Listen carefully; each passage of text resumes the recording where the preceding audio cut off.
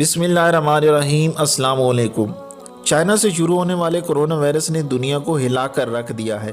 اگر current situation کی بات کی جائے تو WHO نے کرونا وائرس کو ایک وبا قرار دے دیا ہے۔ الیکٹرانک میڈیا، پرنٹ میڈیا اور سوشل میڈیا، یہاں تک کہ آپ کے ارد گرد موجود ہر دوسرا تیسرا شخص کرونا وائرس کے بارے میں بات کرتا نظر آتا ہے۔ دنیا کے 150 سے زائد ممالک میں کرونا وائرس کے کیسز سامنے آ چکے ہیں۔ پاکستان سمیت دنیا کے بیشتر ممالک میں ہنگامی صورتحال کا اعلان کیا جا چکا ہے، لیکن سب سے زیادہ افسوسناک خبر کہ کرونا وائرس کی وبا دنیا میں پھیل رہی ہے، بلکہ اس سے زیادہ افسوسناک خبر یہ ہے کہ ہمارا عقیدہ اتنا کمزور کیوں ہوتا جا رہا ہے۔ ہوا کچھ یوں ہے کہ سوشل میڈیا پر کچھ پوسٹ اور ویڈیوز وائرل ہو رہی ہیں جن میں کرونا وائرس کے علاج کے بارے میں بتایا جا رہا ہے۔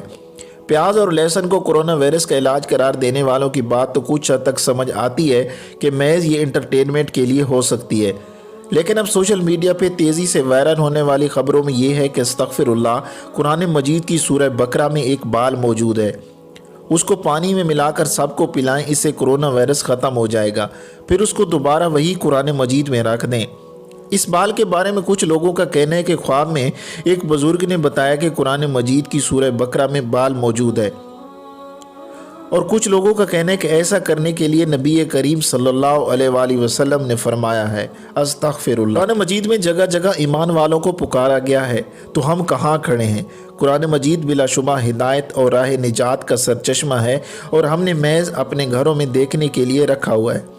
من گھڑت اور جھوٹی خبریں اور افواہیں پھیلا کر ہم کیا دکھانا چاہ رہے ہیں؟ سوشل میڈیا پر اس طرح کی نظر آنے والی پوسٹ پر ہرگز توجہ نہ دیں، یہ سب غلط، جھوٹ اور حقیقت سے دور ہیں۔ اگر ہم ایک سیکنڈ کے لیے فرض کر لیں کہ قرآن مجید میں بال موجود ہے تو یہ غلط نہ ہوگا، کیونکہ ہم میں سے اکثر لوگ قرآن مجید کی تلاوت کرتے ہیں۔ تلاوت کرتے ہوئے ہم بعض دفعہ اپنے سر کو کھجاتے ہیں یا اپنے بالوں میں ہاتھ پھیرتے ہیں، تو کبھی کئی دفعہ ہمیں اپنے بال گرے ہوئے ملتے ہیں۔ تو ممکن ہے کہ گھر کے افراد جو تلاوت کرتے ہیں ان کے بال قرآن مجید کے صفحات پر رہ گئے ہوں، اور جو مرد حضرات ٹوپی پہن کر قرآن مجید کی تلاوت کرتے ہیں تو انہوں نے ضرور مشاہدہ کیا ہوگا کہ ٹوپی کے اندر سر کے بال اکثر موجود ہوتے ہیں۔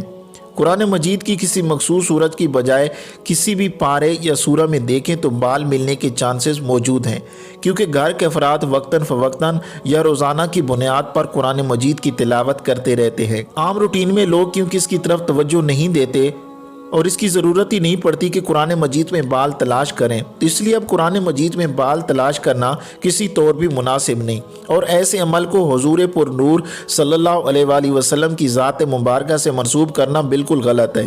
اللہ تعالیٰ سے دعا ہے کہ اللہ تعالیٰ ہمیں ان تمام خرافات سے محفوظ رکھے۔ اس ویڈیو کو آگے ضرور شیئر کریں تاکہ لوگوں تک حقیقت پہنچ سکے۔ ویڈیو دیکھنے کا بہت بہت شکریہ۔